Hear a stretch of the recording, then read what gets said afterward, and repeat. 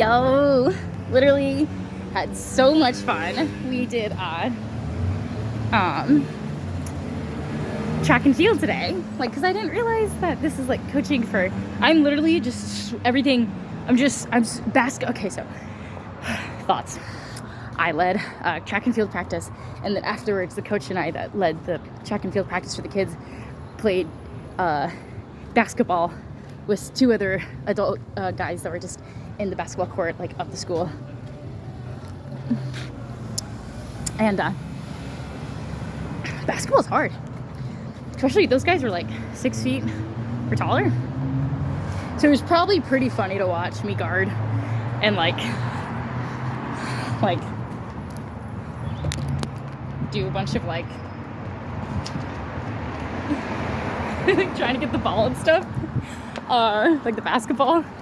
But I did get one basket in, thank God, and that felt really good to high five the other guy. And I do appreciate that about my friendly spirit, because I am able to engage in activities with other people like very easily.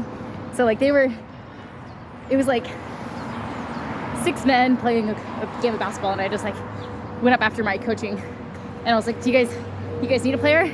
And they didn't say like yes or no, and then I was just like, and then I just like held up my hands and I was like, just for a little bit.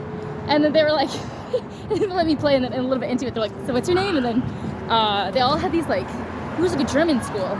It's like German, they teach like German, French, Spanish, and English. And so they all had these like German Dutch names I can't like pronounce all the way. Yeah, and basketball is really challenging, but like in the best way possible. I did get one basket in after the guy passed me, and it was like the perfect layup. And then I did get to practice one move where you like, and it looks cool. He's like, good job afterwards, because it was like the move where you like, you're bouncing the ball like this, and then you like in between your legs, and then you turn around. So I'm proud that like I was able to get that move down, because I've been practicing that since the summer. My basketball in Oregon is in storage. Really wanted to bring it with me, but couldn't bring everything over. So yeah, and then the track and field was on top of the building. Turf field on top of the building. You got like gorgeous views of Manhattan. Like, I love the versatility in this job, and look how gorgeous this afternoon is. And then yeah, just like, oh my God, I'm so cold now because everything underneath is just sweat. Like, we were working our booties off in that basketball game. Basketball, you get so sweaty. But I wasn't experiencing really any pain. I think that gym workout the other day helped quite a bit. Get the hamstrings working again, so the knees were more intact and not hurting so much. And oh, and I also led the pacer test. It's crazy how fast I can heal. Like, I was sick yesterday, like booming migraine, very sore throat, and today I just had like 6 or 7 cough drops. And what's funny is that like after that pacer test, it's like my sore throat basically went away after I like did enough exercise. Look how pretty this is. What's this called? Eastern Parkway. Gorgeous. Oh my God, though, I can't even begin to tell you guys how much of a dream job this is. Like, lead track and coach, lead track and field as the coach, and today was like older kids, so it wasn't as like exhausting, getting everyone's energy. There was one 3rd grader. He was fine though, he's great. And then 2 7th graders, 1 5th grader, and 1 8th grader. And we were laughing, having a good time, being goofy with each other during Sharks and Minnows. We were like making up dances and pretending to like, I don't know, they all made me die laughing when they were being goofy and silly, like, because it was like this team of like pretending to be, like, they were like coming up, and I don't know what it just like looked so like intimidating. Like they were like trying to be like tough, because it was like they had to like get past us. It's like Sharks and Minnows, that game, where you get past the line And then they just did this hilarious thing where they like walked up all like funny, and they were being goofy, they were being themselves. They're like, it's just so much fun to have laughter and playfulness after school. Let off that steam. Just truly happy, honestly. Like, this is great. And I've been drinking, this is my 3rd water bottle today. So, it's like, I'm almost at 4 liters. That's good. I think that's what got me over the sickness so fast. I just hydrated. Within the first hour of work, I was already down 1.5 liters. And then by lunchtime, another 1.5. And I didn't even know what we were gonna do. Like, I was like, they were like, which team are you, which field are you at today, Kim? And then I was like, I'm not sure, let me check the schedule. And it said like German Brooklyn School, and it said 1.7 miles away, 32-minute walk. And I was like, okay. So I listened to some of my YouTubers and listened to country music. It was a nice, lovely walk over, sunny. And I was standing outside the school until Coach showed up. And we did some warm-ups. And then we did a relay with batons. And I haven't like held a baton in like 8 years. And that felt so good. And it felt so good to do a relay and get all into it. And it felt so good to run over hurdles and teach kids how to run over hurdles. And I'm so glad I never gave up, because I knew I was gonna find my job. And like, I had this affirmation in my purse for a year or more that said, I will find the job that is right for my energy and talents. And I never gave up. I read that affirmation as often as possible, at least if not once every day. And I finally found it. And I always prayed and asked God for an outside job too, because I'm an outside gal, let me tell you. And another cool thing too, it's so beautiful and everyone's enjoying themselves. That on lunch break today, my coworker and I were talking about hunting, and now I'm like really wanting a crossbow, like arrow, and I think that would be like a cool new toy, or like cool new hobby to get into, is archery. So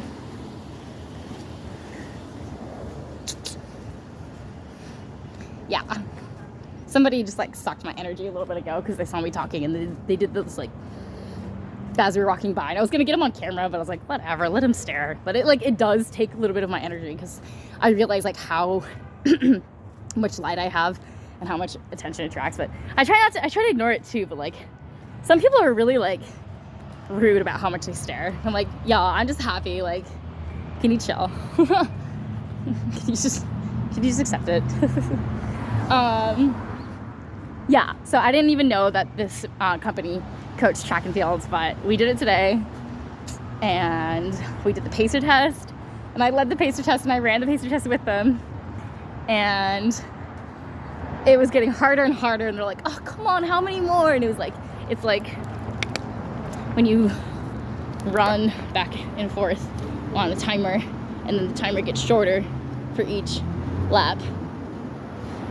And that's why it's challenging, because you get less and less time for each lap, but you're continuing going. So it's stamina test and fast muscle twitch test. So never thought I'd get to coach soccer and track in 1 week, but did that. What a blessing. And also, like, I met like the head program director of the entire company today, who hired me and interviewed me in the second interview, in the final and second interview. And he was so genuine and concerned, like, how are you feeling? You feeling better? And you know, I know it's been a hard winter, and I think spring's right around the corner. Let me know if there's any questions or anything we can do to make it easier for you. So, hold on. You know, this stuff is just so nice to have that support. It's rare to find a boss that is genuinely caring. Turns out he's a doctor too. He has like a doctorate in, I think, child education, sports psychology, something like that. So makes sense that the company's all about like mindfulness. But yeah, like, honestly, I've never had more fun at my first week at a job. And yes, I was like violently ill yesterday. It felt like Oh, sounds funny. Violently ill.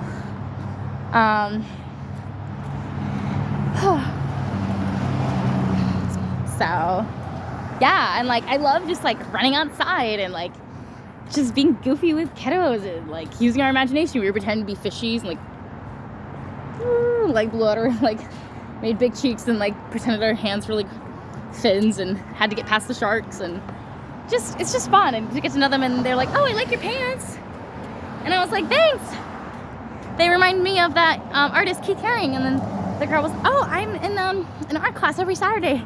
It's 3 hours long. And I was like, that's fantastic. What do you, like, watercolor? And she's like, it's drawing and painting. It's like 3 hours long every Saturday. And I was like, incredible. Like, these kids are amazing. Like, so kind, too. And they just have fun with, like, moving their bodies after school. Like, it feels like such a blessing to get paid for a job like this. And we know it's extra important right now, too, because, you know, post-pandemic, a lot of the kiddos aren't used to being closer than 6 feet, but now we're able to you know, ignore that regulation for the most part and be normal with human interaction again. This reminds me a lot of the park blocks in Portland. Brooklyn is so much nicer than the Bronx, you guys. Like, this is a world of a difference. So much calmer. The energy is lighter. The food's amazing.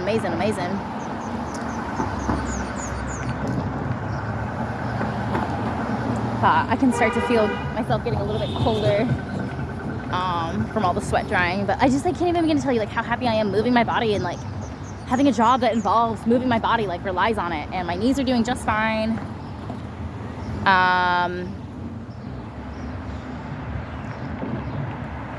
It's nice to have Brooklyn food for lunch too, for a change. Like, so I am kind of wondering, like, what if I stayed in the Bronx? But I think it's time to move on. Like, I know every time I remember when I was leaving Oregon, I was finding some reasons to stay a little bit. Like, there's always like that reluctance a little bit to make the big move, the big change. And I do kind of feel like Brooklyn is calling my name. So give it a couple more months and be able to make the move. It's like I was getting quotes and stuff, and with the bed and the nightstand and the clothes and the shoes and the books, it'd be about $450 total to move with a moving company that I've got a quote from, and $50 down payment to reserve my spot with them for the current date. Thinking like mid-May. So first week at the new job in the bag. And was talking with my academic advisor too, and it looks like graduation for my master's is very feasible, going to happen by the end of this year. And if I really want and don't get disqualified in any way, look into joining the Marines for 2024. And they can pay for my JD. So, God willing, my body's all good to go for that endeavor. We'll see how that goes. I have to pass the medical. And they did say that my finger tattoo would disqualify me. I was like, come on, you guys, it's 2023. And even my academic advisor was like, it's 2023. They're not going to let you in with your finger tattoo. Like, so let's see what happens. But yet again, another amazing day. And I did finally figure out the commute. I was making it harder than it needed to be. But Google Maps was making it harder than it needed to be. I found out, like, I went by instincts today. One of the other YouTubers were talking about that today too. It's like, yeah, like instincts are better. Like listening to God's voice is better than following Google Maps. Like today, I get stalked on my way to work. I just know what's up. I know who it is and stuff. And like they don't necessarily do anything, but they stand in front of me and try to intimidate me, and then sit right next to me, and then do weird little things. And I've just learned how to get off that train and get onto another train. And today, like, I got off on a stop I usually never get off on. But God said, get out here, go in here, get off here. And I just did the thing where I like followed my instincts and listened to God's voice. And it was so much better than getting to work with Google Maps. Like, Google Maps doesn't know how to do anything. Google Maps is like a dumb way to get around. You just need to like be smart and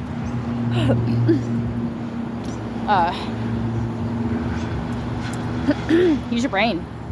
So I figured out that it's either the 2 or the 5, doesn't matter which one, all the way to Times Square. The 5 is the express. So depending on how I'm doing on time on one of those, and then get off at Times Square just like I used to back in 2018. I would ride the 2 to Times Square. It's about 45-minute commute, depending on traffic, and then get on the Q, and then it goes into Brooklyn. It's the 3rd stop. Get off on the 3rd stop in Brooklyn. That was my mistake all this week. Was I was going too deep into Brooklyn, and that was traumatic. I couldn't figure out. It gets so confusing once it gets dark. There's no signs. They're the older subways, so they don't have any notification of anything where you are. But the 2 and the 3 and the 1 all have clear signs which train it is. It's very obvious. So now I learned it's get on the Q, and then it goes to Cobb. You get over the Williamsburg Bridge, and it's to Cobb Avenue, Barclays, Atlantic Avenue Center, or Barclays Center, Atlantic Avenue, and then 7th Avenue, and that's my stop. And then it's a 12-minute walk to work. So I figured it out now, and it shouldn't be any more than a 90-minute commute. Nothing more than that. Shouldn't be anything more than that. So took a little bit to get that down, but I think next week is going to be solid. I'm doing A-okay on the finances for at least having some nice meals. Hi. And some nice, and then food stamps is good. Like, it's nice to, like, there's like Dwayne Reed Pharmacy right across from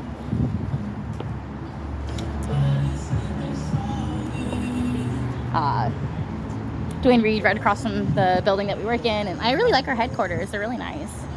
And I'm just super glad that my voice didn't stop me from coaching today. Those cough drops did come in clutch. I am wondering if the treadmill like took years off of my legs or something, because I was doing just fine with my knees. I have never had a problem with my knees in my life. And like all of a sudden, as soon as I start, well, I mean, I was running quite a bit on the I wonder if the treadmill is worse for your knees than running outside or something. I don't know.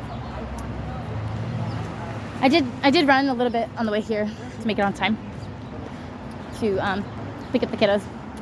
So yeah, just a great week.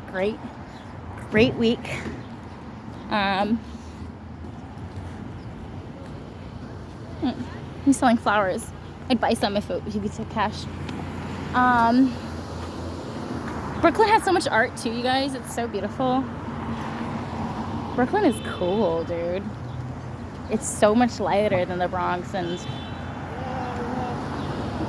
the energy is just, you can breathe here, and I don't get so many nasty looks. It's a lot less hard.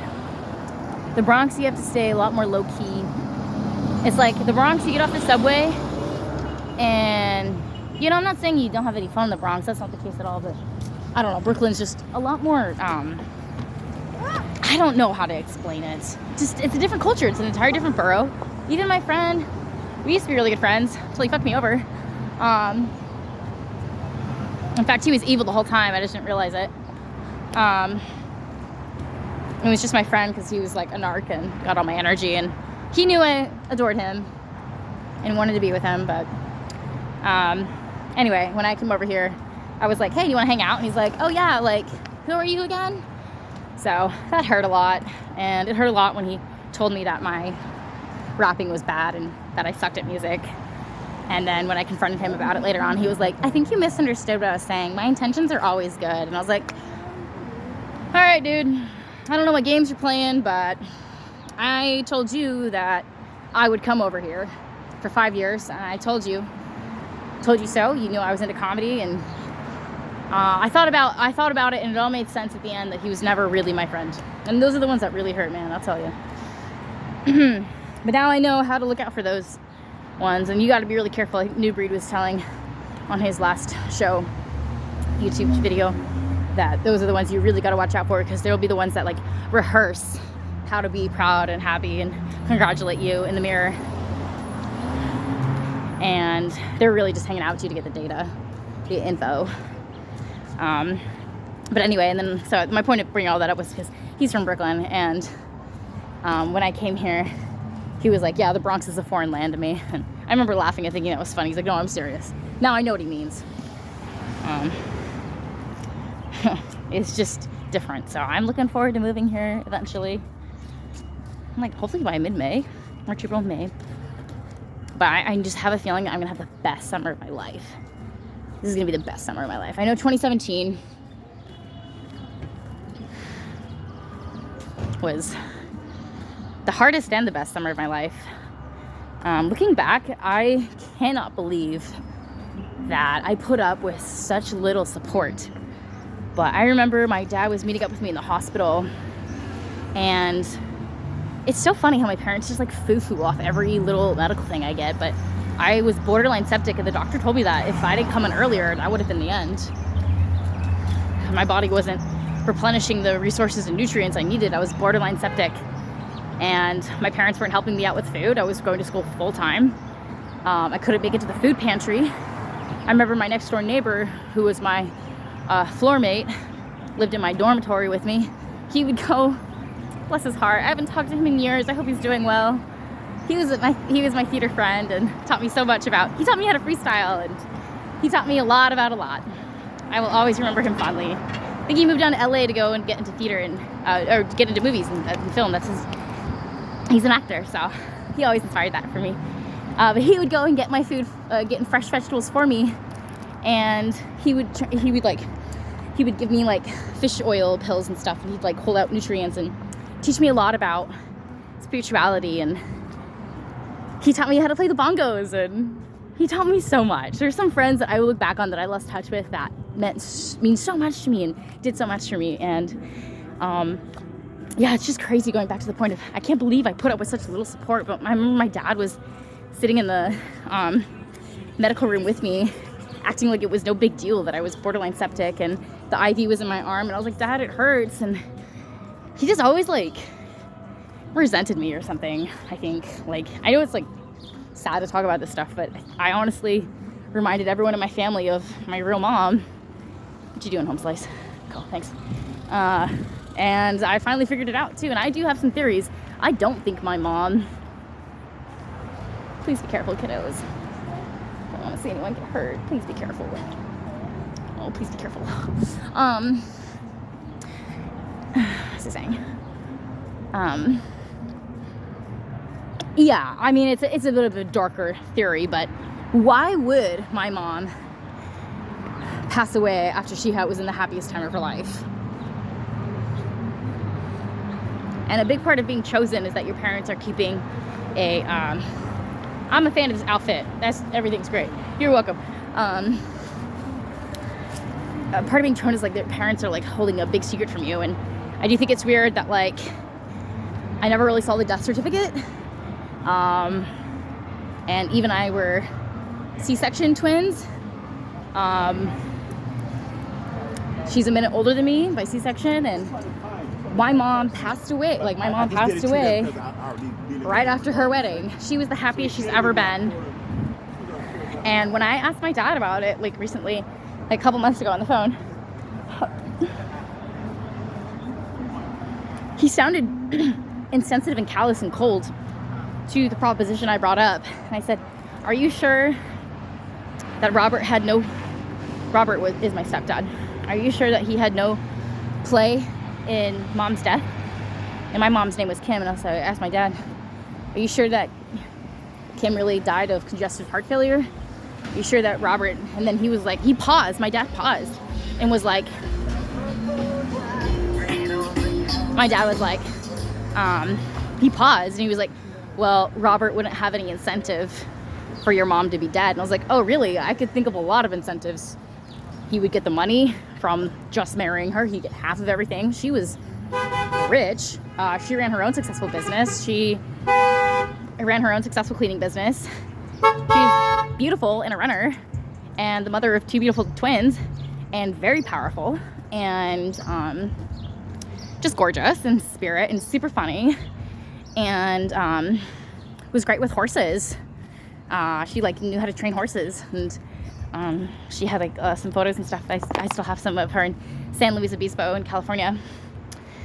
She's great with the animals, and she loved to dance, and she was the happiest she's ever been. So why would she? It doesn't make sense. Like the way that they described her death to us when we were little, like I had no other choice but to believe it, because my dad remarried when I was 6. And you know, you have to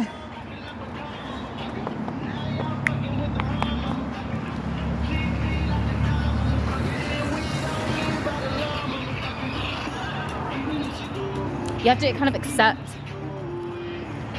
what you're told when you're little. Because you're little, you have no other alternative reality, and you rely on your parental system for survival. So I remember being told that my mom passed away, and just like one tear falling down my cheek. And Eve, I couldn't even console Eve. She was just losing it. She's still never really healed from that, and that's why we're not close now. It's because that death ruined our relationship, and it ruined the relationship with everyone in the family, honestly. So it's fishy to me that my mom was the happiest she's ever been. She just got married in the Bahamas with this man she fell in love with, and I think it was like her 3rd marriage. And they found her in the hotel room the next morning. Like, no. Like, I'm a journalist, and that's why my parents probably act so weird when I ask a bunch of questions. They probably know that someday I'm going to figure out what actually happened. And I do have a feeling, and I do have knowledge that's like getting put into my brain. So I've been thinking about that quite a bit.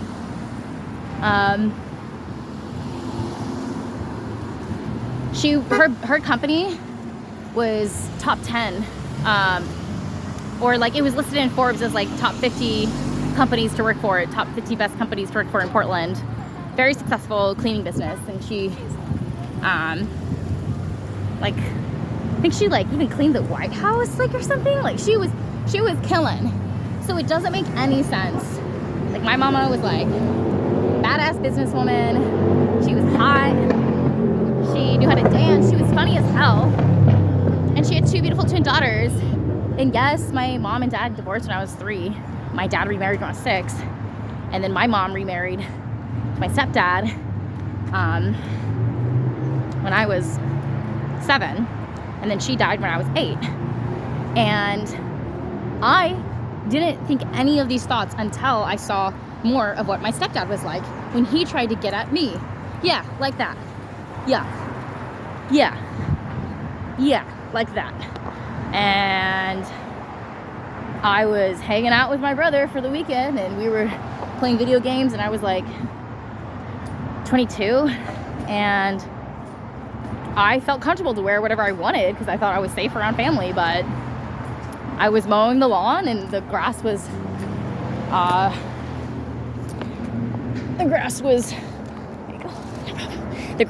like up to my knees. No problem. Oh, I appreciate. Oh, it's no problem. I appreciate you keeping our community. Okay, thank you. Yeah, no problem. And so, like, you know, the grass was up to my knees. And I was getting hot. It was a summer day, so I took off my shirt, and I was mowing the lawn in my sports shorts and sports bra. And he came over and made some comment about how I should get underneath the covers with him that night. And that's when I started to think, this guy isn't everything that I thought he was. And my wheels have been turning about that very feasible reality theory of my mom's death, like, ever since, because he's not who I thought he was if he's doing that. And he did have a lot to gain and a lot of incentive. And why did my dad act so weird when I started asking questions? Why did my dad get cold and insensitive? And why did my dad pause before he answered? So I'm eventually going to get to the bottom of it. Right now I'm getting my health and income and master's degree finished, but I'm a journalist and I ask questions by nature. So I'm gonna get to the bottom of this eventually. Anyway, I gotta get back to the office and get my stuff and clock out. But yeah, great first week. Thanks for listening, y'all. Stay safe, stay blessed, stay chosen.